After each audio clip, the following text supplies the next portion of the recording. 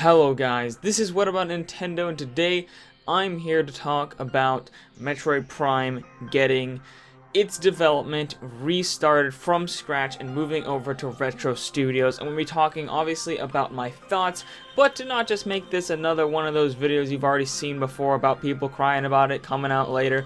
I'm going to be giving my thoughts and my ideas for what this could mean for the Metroid Prime series as a whole on the Nintendo Switch, as well as some positive side effects that this may bring us for Metroid Prime 4. So let's get right on into it.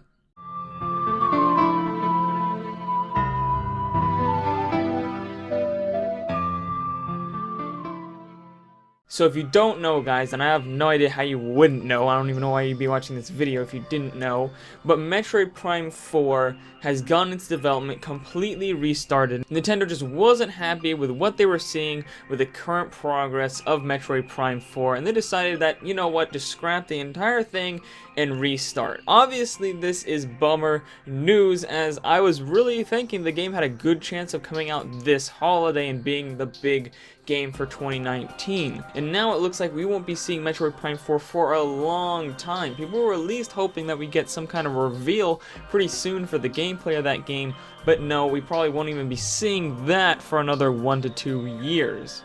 So it's pretty disappointing, as I was really looking forward to seeing this game as being a big fan of the original Metroid Prime. Currently, I'm thinking that Metroid Prime will likely be released earliest holiday 2021, which would give them about 3 years to make the game, and it's probably enough, but 2022 also seems like something that would be very likely. Some people have been saying 2021 seems completely unreasonable, but I don't think it is. As I said, it's 3 years, and although they did say that they'd practically be starting over at the beginning, I wouldn't be surprised if something like the engine was reused, as well as several of the assets and story elements. So it's not like they're going back to the drawing board completely for this game, and now that they have a better idea of what they want to do, it's easier for them to just get right on into development instead of experimenting so much with how they want the game to be.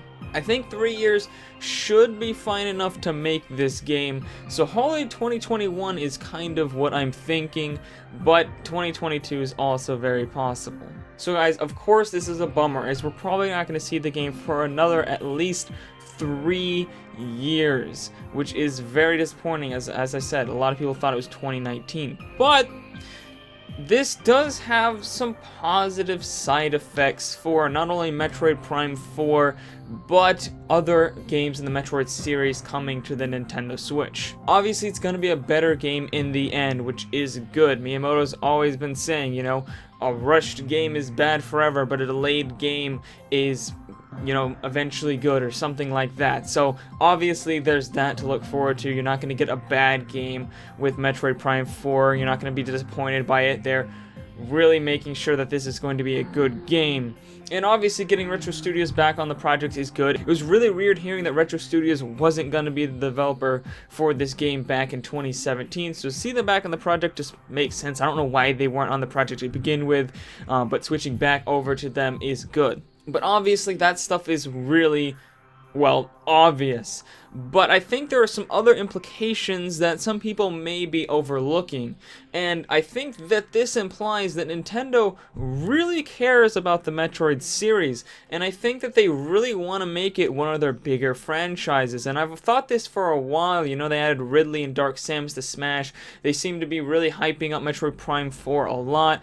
And now this just shows me even more that Nintendo isn't, you know, they care about the Metroid series. They're not over here just being, you know, willy-nilly with it and just like, oh, get out of Metroid Prime 4 to appease those crazy fans always bugging us about the next Metroid game. I'll just throw them a game so that they'll shut up. Like, no, they really care about this series, and they really want to see it the best way possible. I don't think there's any way that they would have restarted about 3 years of work from scratch. You know how much development time and resources and money that is costing them to restart this game. And you know, as he said in the video, it took a lot of careful reconsideration.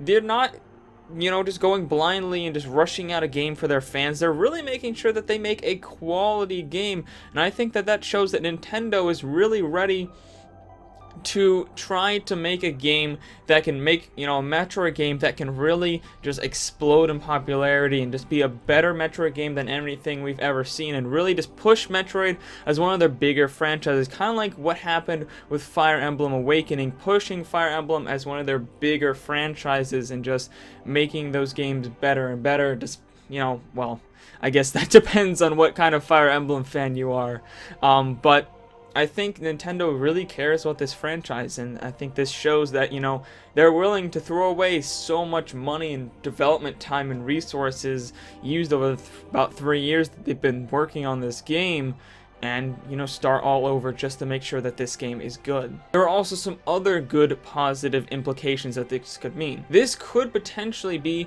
a dual platform launch with the next version of the Nintendo Switch, kind of like what we saw with Twilight Princess and Breath of the Wild, where it comes out on the older versions as well, but it also gets an enhanced version on the next version of their, the next Nintendo console. Also, a Switch Pro and maybe even an enhanced dock would probably be out by the time that this launches as well. This means that the game has a potential to look and play better than it would have before, being able to take into consideration these Pro versions and these enhanced docks, and we could be seeing better visuals than we would have seen before. Maybe even seeing upwards of 1080p gameplay, maybe getting into 1440p or better with Metroid Prime, which obviously would be amazing because Metroid Prime has always been the kind of game that showcases just how good Nintendo's visuals can be. It just always pushes the limits. So to see Metroid Prime 4 get, the ability to maybe run on a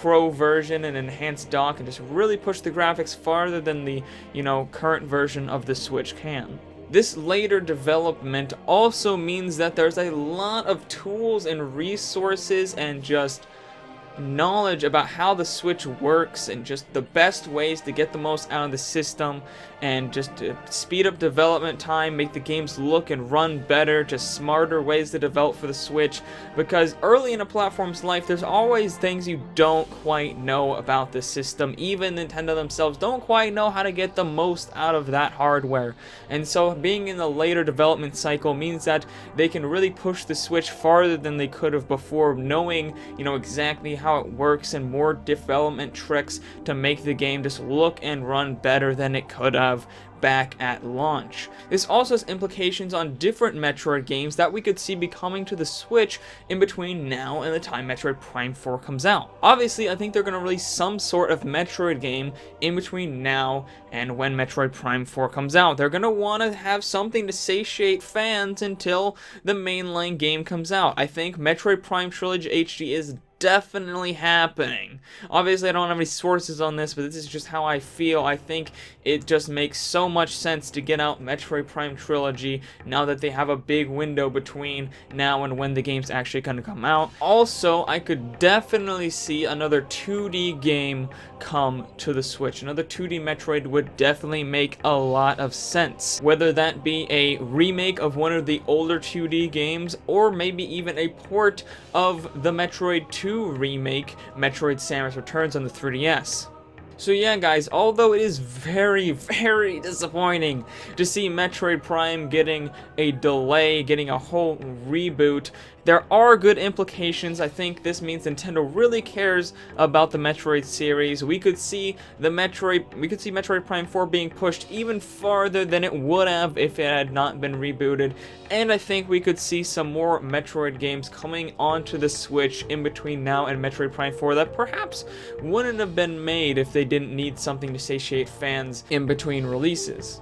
Yeah guys, that's all for this video. So if you liked this video, please hit that like button, hit that subscribe button, ring that bell icon for notifications of all my videos, and comment down below on what you think of the Metroid Prime 4 development restart and what you think this implies for Metroid on the Nintendo Switch. And I'll see all you awesome dudes later on Nintendo. Bye!